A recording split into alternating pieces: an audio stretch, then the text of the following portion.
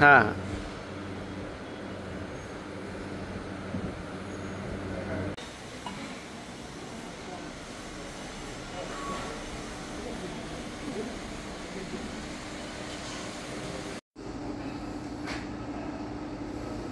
जगाला शांतीचा संदेश देणारे महाकारुणी तथागत भगवान गौतम बुद्ध, विश्वरत्न डॉक्टर बाबासाहेब आंबेडकर,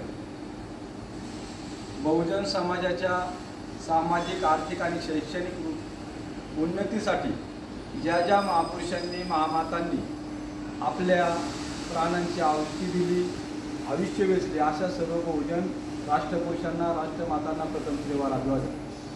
आज या ठिकाणी आम्ही शिल्पकार थोपटे साहेब यांच्याकडे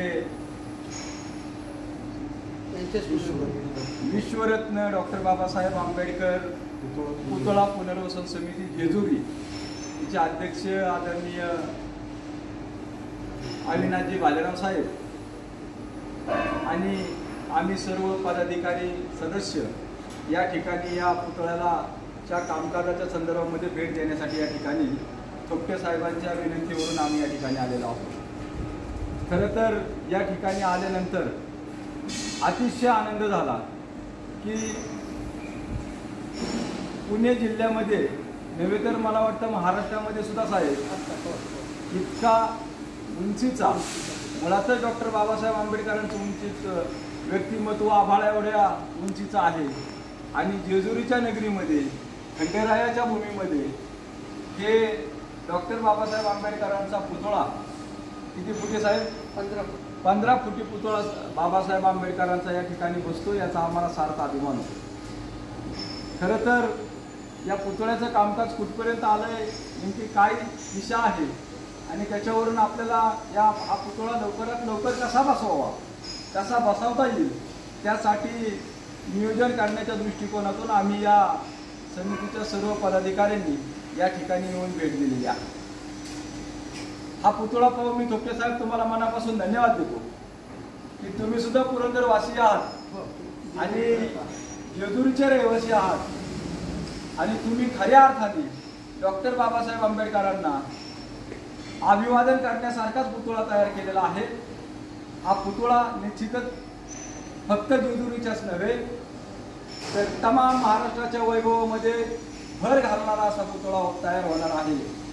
आता इथून पुढची जी जबाबदारी राहणार आहे आपल्या सर्वांची, की हा पुतळा लवकरात लवकर कसा बसेल, शासनाकडून ज्या काही परवानग्या आलेल्या आहेत त्या परवानग्याचा पाठपुरावा घेऊन ज्या काही परवानग्या राहिलेल्या असतील आणि हा पुतळा बसवण्यासाठी जो काही खर्च येईल त्या खर्चाचं नियोजन कसं करावं किंवा कसं करावं लागेल, या सर्व गोष्टी आपल्याला पाहाव्या लागतील आणि आपण त्या निश्चितच जे काम आपण हातामध्ये घेतलेलं आहे ते आपण सर्वांना बरोबर घेऊन, जेजुरीसह पुरंदरवासियांना बरोबर घेऊन हे काम पूर्ण करून एवढं बोलतो आणि या ठिकाणी थांबतो. जय भीम, जय ज्योती, जय क्रांती, जय शिवराय. करा साहेब, तुम्ही माहिती द्या.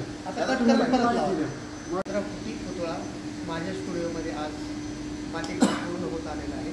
ते पाहण्यासाठी जेजुरीतील मंडळी, पुतळा समिती अध्यक्ष असतील, साहेब असतील, हे सगळे येऊन पाहणी करत आहेत. तर सांगण्याचं तात्पर्य हे आहे की जेजुरी गाव, ज्या गावात पुतळा बसला ते माझं स्वतःचं गाव आहे. त्या या अगोदर जेजुरीमध्ये पहिलं मी शिल्प बसवलं. वर्षे माझं 32-33 होतं. छत्रपती शिवाजी महाराजांचं शहाजीराजे यांची भेट.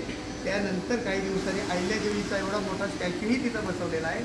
आणि जेजुरीच्या सगळ्यात महत्त्वाची गोष्ट म्हणजे अजून तिसरा पुतळा जो आहे तो डॉक्टर बाबासाहेब आंबेडकर जेजुरीमध्ये आपण स्थापन करणार आहोत.